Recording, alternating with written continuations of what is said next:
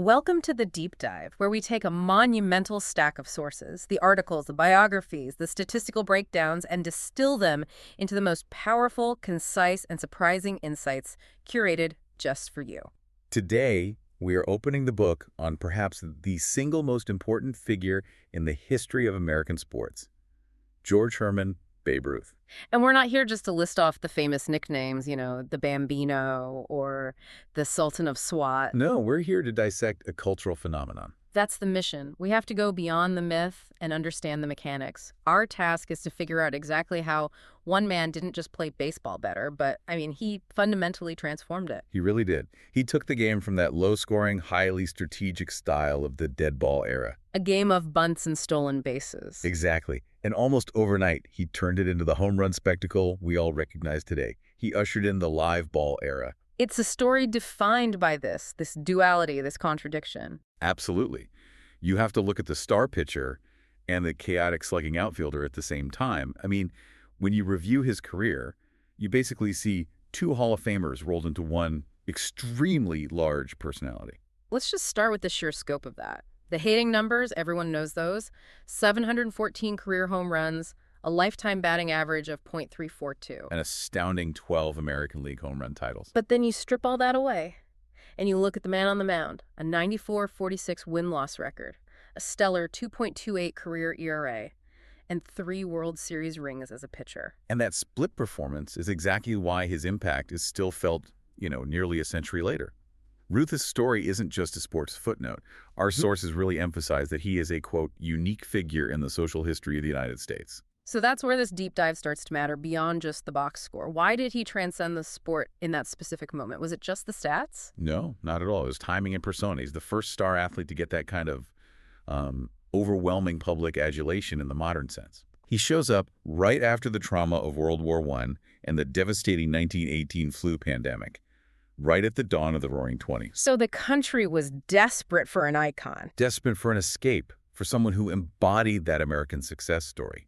A larger-than-life figure who rose from absolutely nothing to achieve something colossal.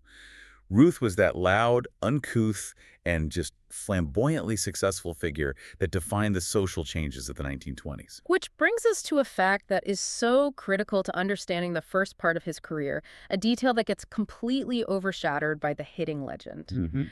The truth that Babe Ruth began his professional life not just as a competent pitcher, but as a star left-handed pitcher.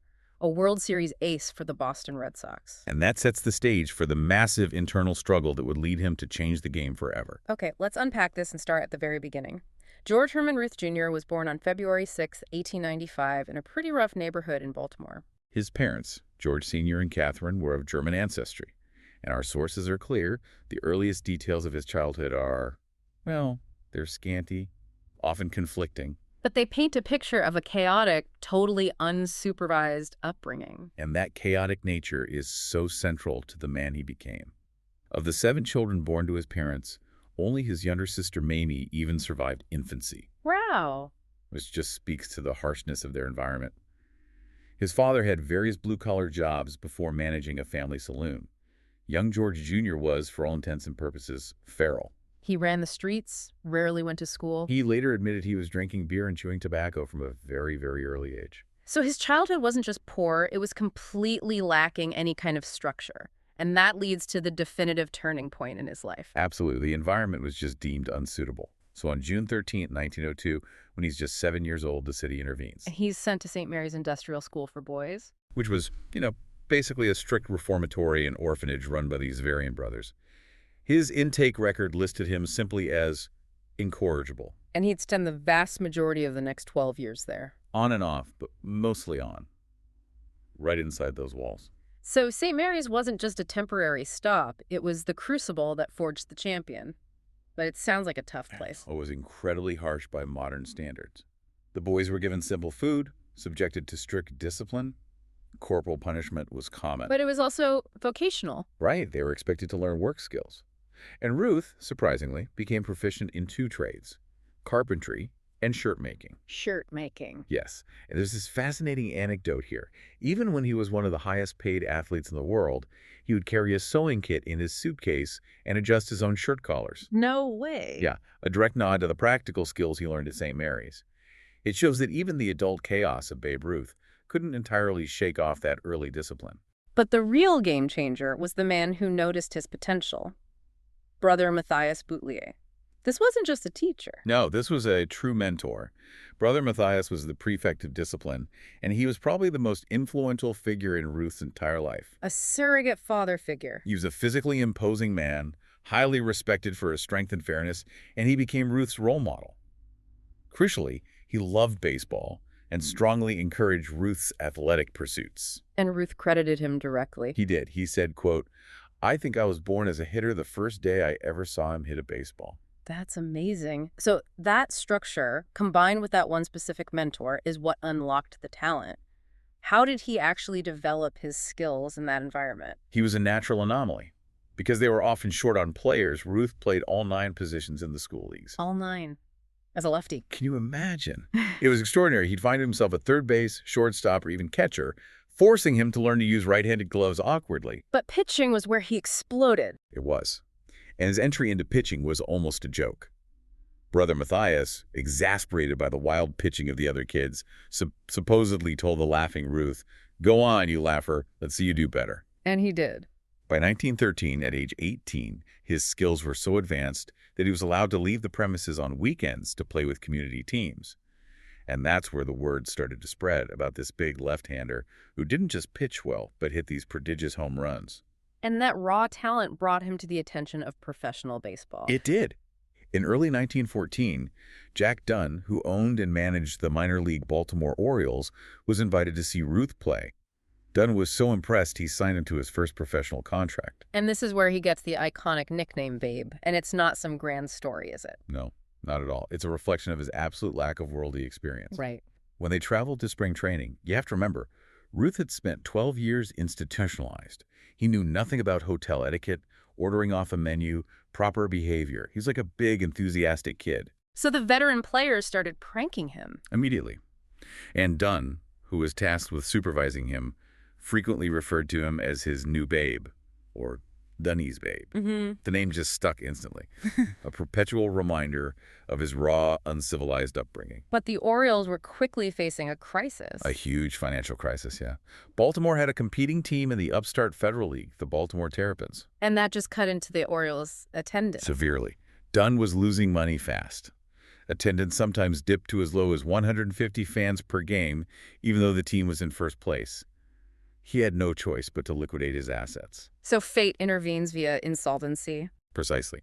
In July 1914, Dunn sells 3 of his best players, including Ruth's contract, to the Boston Red Sox of the American League. The announced price was $25,000, but the deal was more complex. Regardless, this was the beginning of the end for the pitching phenomena and the dawn of the slugging legend. So Ruth arrives in Boston, a raw 19-year-old kid in 1914. He actually had a great debut, won his first start, but after losing his second, he wasn't used much, and his lack of polish, it quickly rubbed his teammates the wrong way. This is where we see that clash again, the professional expectations versus the institutionalized youth. The sources point out the brutal reality of his early interactions with the veterans. The culture shock was immense.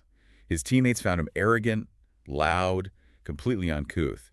They nicknamed him the Big Baboon. Which was highly derogatory. And he detested it. Not just because it was mocking his size, but as our analysis suggests, it likely echoed a much worse, highly racist nickname, Nigger Lips, that he had endured back at St. Mary's. So it created this environment of tension and hostility from the get-go. Exactly. And that hostility was tangible. When Ruth insisted on taking batting practice, which was really unusual for a rookie pitcher and seen as him showing off, his teammates retaliated by sawing his bats in half.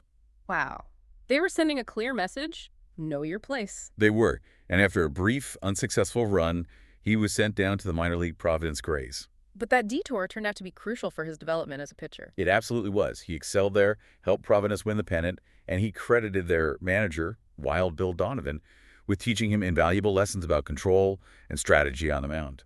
When he came back to Boston in October, he recorded his first major league hit, a double. By 1915, he'd earned his spot in the Red Sox rotation, which is impressive. Boston already had two superb left-handed starters. He was 18-8 that year, but 1916 was his true breakout as a pitching star. A statistically dominant season. Dominant even by the standards of the dead ball era.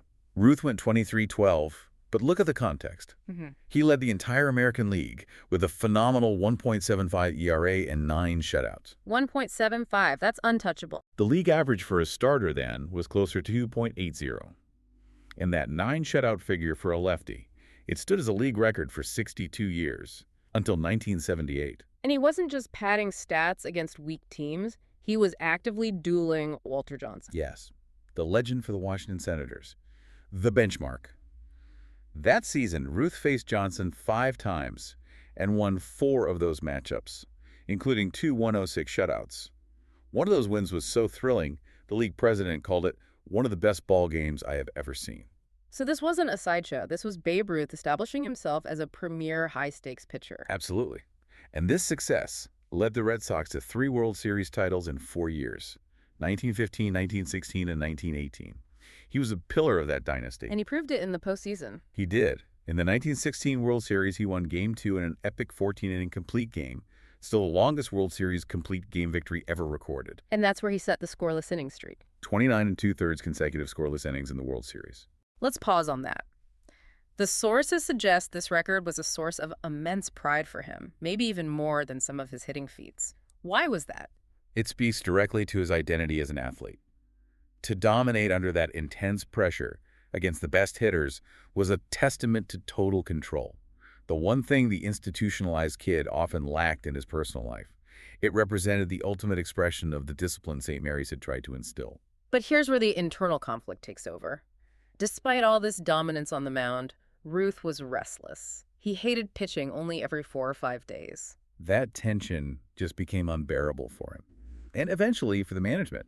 Manager Ed Barrow, recognizing his hitting potential, slowly started to give in. Right. By 1917, he's still pitching well, 24-13, but his batting average was a respectable .325. Barrow realized that the crowds were significantly larger on days Ruth played, whether he was pitching or in the outfield. So the economics of his slugging started to outweigh the value of his pitching.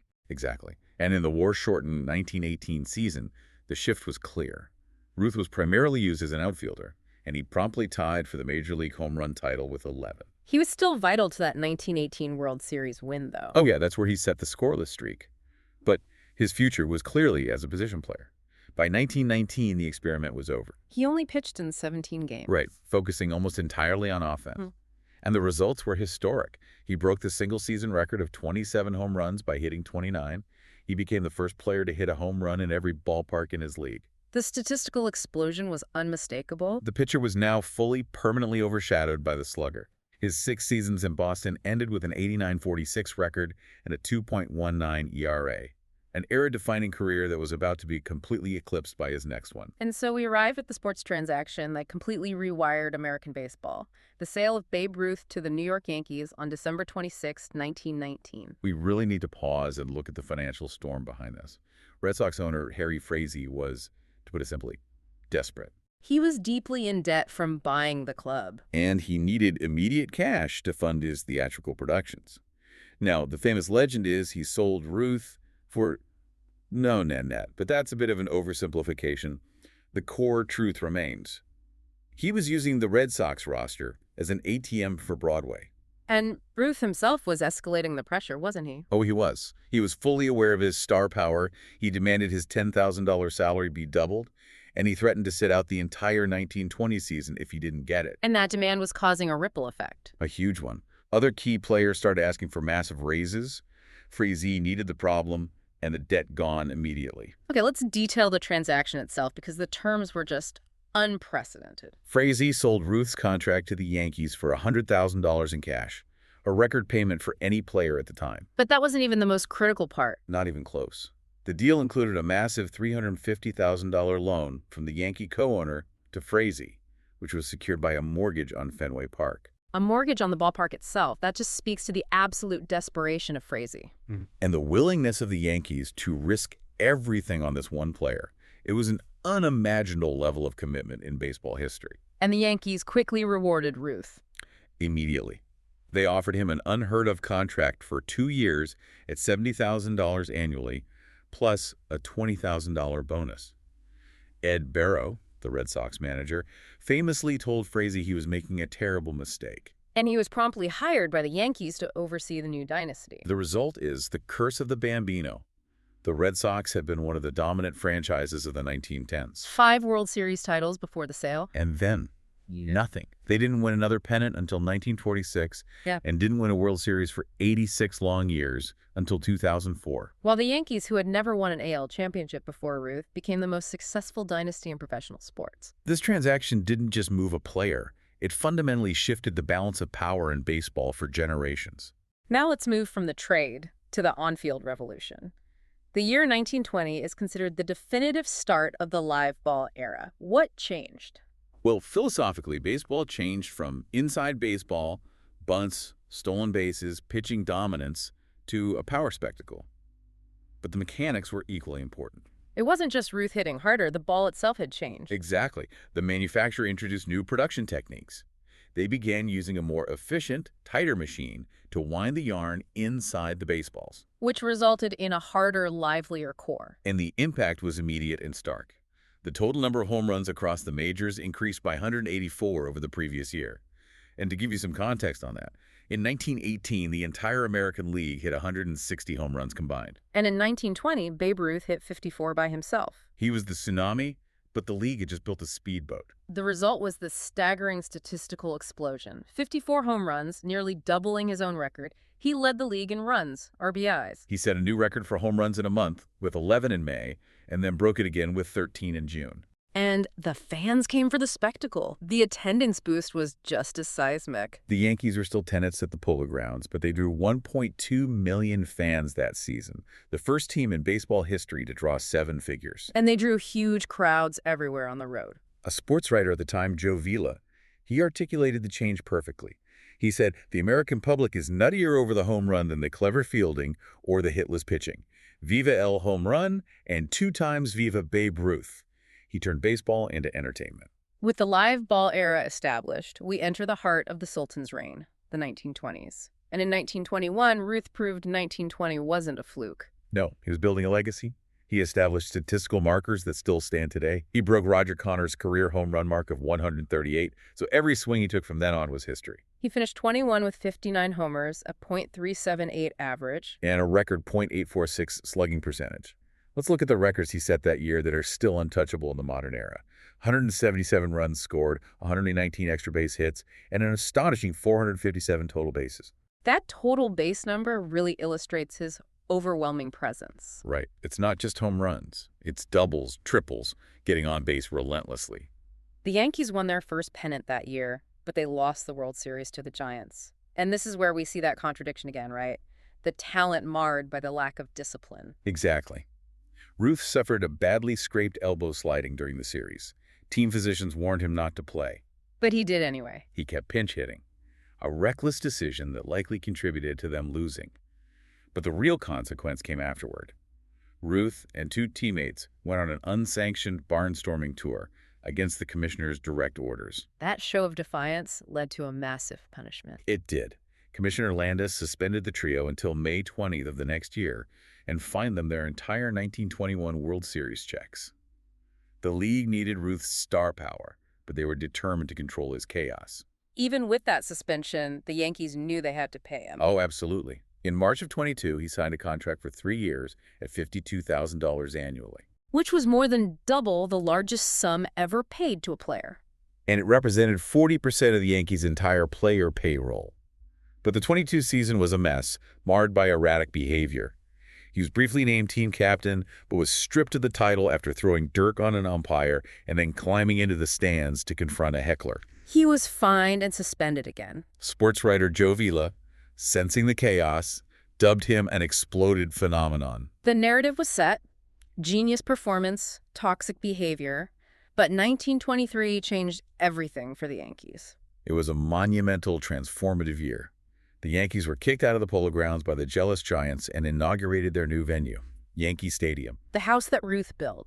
And the stadium was literally tailored to his talents, with the right field fence placed strategically closer to home plate. He christened the stadium perfectly. He hit the stadium's first home run, leading the Yankees to their first World Series title, finally beating the Giants. He dominated that series. Then we hit 1925, the season known for the Bellyac herd around the world. This really crystallized the internal battle he was losing against himself. He arrived at spring training weighing nearly 260 pounds. He collapsed twice, first in North Carolina, then again in New York. The official story was that he'd binge on hot dogs and soda pop. A convenient, almost humorous myth. But our sources strongly suggest alcohol, and the general toll of his high-living, unchecked lifestyle were the true roots. A 6-week hospitalization suggested a far more serious breakdown. It was his absolute nadir as a Yankee. It was. He batted just .290 with 25 home runs, and the team finished next to last. But the Yankees management learned from this. They started surrounding him with younger, more disciplined talent. Like Lou Gehrig. Exactly. Gehrig, Tony LaSvergne, which led to the formation of the immortal 1927 team, the legendary Murderers Row. One of the greatest teams ever assembled. They won a then-record 110 games. And the real focus wasn't even the pennant race. It was the spectacle of Ruth pursuing his own single-season record, challenged intensely by his own teammate, Gehrig. Gehrig was right there with him, finishing with 47 home runs, but Ruth hit 60. The competitive fire was unparalleled. He entered the final series needing 3 homers. He hit 2 in the first game. And then on September 30, he broke it, hitting his 60th off Tom Zachary. And his quote afterwards Perfectly captured the man's massive ego and swagger. 60.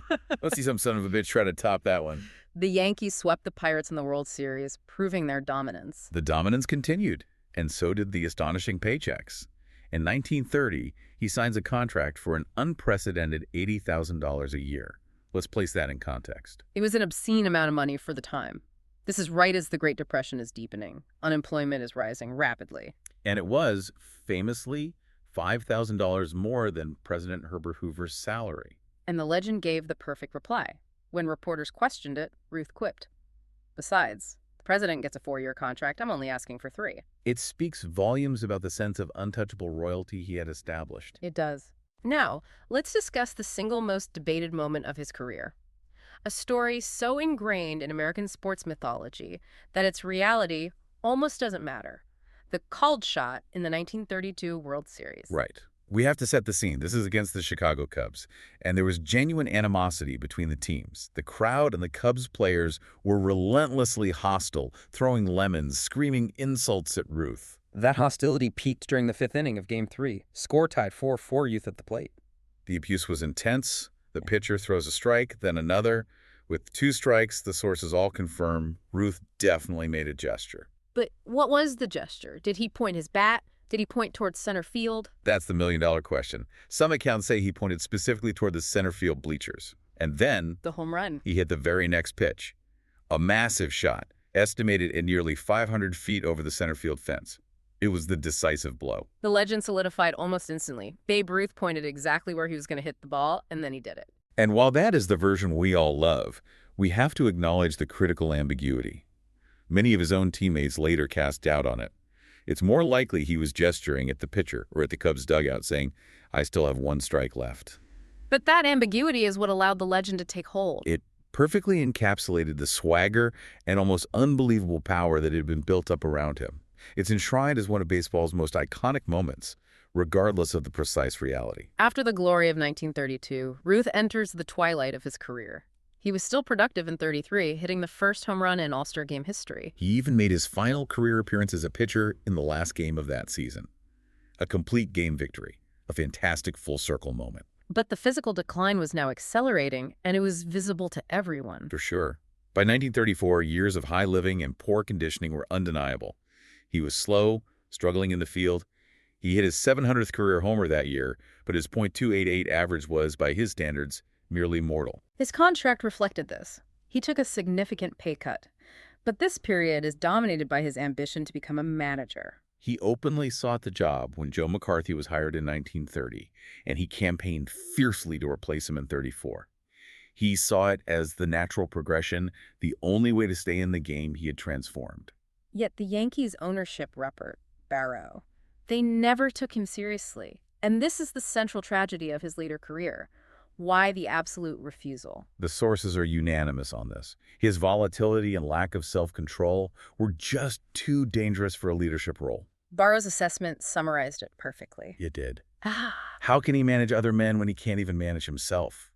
He had proven time and again that his erratic behavior made him an impossible choice to enforce team discipline. So his own talent created his celebrity, but his personality disqualified him from the next step. The ultimate contradiction. His desire was so intense, yet he turned down an offer from the Tigers to be player-manager because he insisted on taking a planned trip to Hawaii first. He prioritized leisure over the very opportunity he claimed to desperately want. He did, and that snub and rejection led him to his final disastrous playing arrangement, the Boston Braves fiasco in 1935. A humiliating, tragic farce from the start. It was. He was traded to the Braves, and the owner, Judge Emil Fuchs, needed a gate attraction desperately. So Fuchs promised him the world. Team vice president, assistant manager, consulted on all transactions. But it was all completely meaningless. Total deception.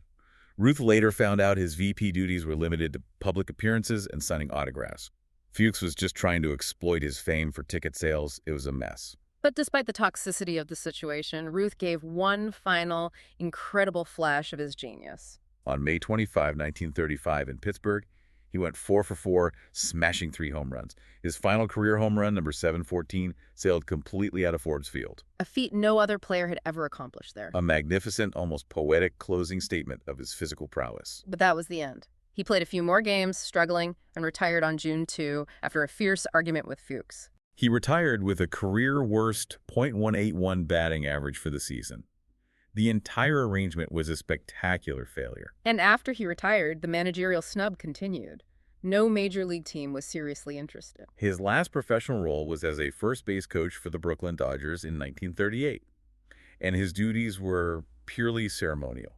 He was explicitly told he would not be considered for the manager's job. The man who had revolutionized the game was deemed incapable of overseeing 9 other men. A tremendous psychological blow. But the end of this chapter does include a profoundly poignant personal moment. The reconciliation with Lou Gehrig in 1939. The 7-year rift between them had been heartbreaking. It reportedly started over a comment Gehrig's mother made about Ruth's daughter. Just a silly personal thing that spiraled. Exactly. But on July 4th, 1939, Ruth attended Lou Gehrig Appreciation Day at Yankee Stadium. Gehrig, of course, was forced into retirement by ALS. The famous photo of that moment is just gut-wrenching. It is. Ruth walked over and just embraced a visibly ill Gehrig, leaning on him. It was a public and final reconciliation, a powerful human moment that transcended all the baseball drama and personal chaos. The consequences of Ruth's lifelong habits really began to take their toll publicly in 1946. He started experiencing severe pain over his left eye and great difficulty swallowing. The diagnosis was devastating. Inoperable nasopharyngeal carcinoma, a malignant tumor at the base of his skull. And a 1998 medical review suggested that his lifelong heavy use of tobacco probably played a part in the cancer. But his fame afforded him access to cutting-edge science. He became a trial patient. He was one of the first cancer patients to receive simultaneous drugs and radiation treatment. The treatment was brutal. He lost 80 pounds and his voice became weak. But he did achieve a temporary remission. And that allowed for his final public appearances. Which were truly heartbreaking. April 27, 1947 was proclaimed Babe Ruth Day across the major leagues. By this point, his booming, raucous voice had degraded into a soft, raspy whisper. His decline was incredibly evident. The final iconic image of him came a year later. On June 13, 1948, he visited Yankee Stadium for the 25th anniversary of the house that Ruth built. He was gaunt and hollowed out, struggling to walk, using a bat as a cane. And the photographer Nat Fain captured that moment from behind. Yes, the image shows Ruth leaning heavily on the bat, looking out toward right field where all his legendary home runs landed. It captured his frailty, but also his eternal connection to the stadium. Fain won a Pulitzer for that picture. Just 2 months later, the end came. Ruth died on August 16, 1948, at age 53. And the public response was just tremendous. It really underscored his unparalleled cultural status. 77,000 people filed past his open casket in the Yankee Stadium rotunda. His Requiem Mass at St. Patrick's Cathedral saw an estimated crowd of 75,000 waiting outside. His death really marked the true end of that roaring 20s spirit he embodied. His physical memorials followed quickly. A monument in center field, his number 3 retired. And his birthplace in Baltimore was renovated and opened as the Babe Ruth Birthplace and Museum. The consensus among biographers is that he transcended sport like no one before or since. His image was so powerful it became a national symbol. During World War II, when Japanese soldiers wanted to provoke American troops, they reportedly yelled, "To hell with Babe Ruth." Because they recognized him as the single most powerful symbol of the United States. He wasn't just a baseball player. Yeah. He was the embodiment of American aspiration and excess. And he didn't just change the game on the field. He changed the financial landscape for athletes forever. The first athlete to really capitalize on his image. For sure. He earned more from endorsements, candy bars, tobacco, and other off-field activities than he did from his playing contract. He laid the blueprint for the modern celebrity athlete. And that enduring cultural status translates directly into staggering financial value today in the memorabilia market. The value is astronomical. It's constantly breaking records. His jersey from the cold shot home run sold in 2024 for a record $24 million. $24 million. The bat he used to hit the first homer at Yankee Stadium sold for over $1 million. His 1927 World Series ring, $2 million. These aren't just artifacts. They are investments in a cultural cornerstone. The impact is so profound that his name has literally become a part of the English language. We use the term Ruthian as an adjective. It means colossal, dramatic, prodigious, magnificent, with great power. He didn't just set records. He set the standard for magnitude itself. So what does this deep dive into the source material tell us about Babe Ruth? We began by promising to go beyond the legend, and what we found were 3 distinct, massive acts in a single lifetime. The institutionalized juvenile in Baltimore, the world-class Red Sox pitcher who won the World Series, and the legendary Yankee slugger who single-handedly dragged baseball into the live ball era. And we see a clear, defining contradiction. This was a man whose erratic personal behavior and inability to manage his own appetites meant he was repeatedly rejected from ever achieving his cherished final goal, managing a major league team. Yet his sheer force of performance and personality fundamentally changed the structure, the rules, and the financial trajectory of the entire sport forever. The game of baseball, as we know it, is impossible without him. The cost of that shift, however, was his own self-management. It was. And that brings us to our final provocative closing thought, drawing on the analysis of baseball writer Jim Reisler. Reisler observed that while subsequent sluggers generated higher statistics, the Maurices, the Bonds, they generated far less universal frenzied excitement than Ruth did. Why was that? It's because Ruth dominated a relatively small, contained sports world. He existed in a pre-television age where reporters and word-of-mouth hyperbole allowed his legend to grow unbound, making him seem absolutely mythological to a nation searching for heroes. The reality of his performance was amplified by the limitations of media. Which raises the final question for you to consider. Does the enduring, nearly mythical status of Babe Ruth prove that the biggest sports figures, the ones we remember centuries later, are those who define and transform an era, those who are products of their unique time, rather than just those who ultimately hold the highest statistics in the record books? Think about the difference between setting a record and setting a paradigm.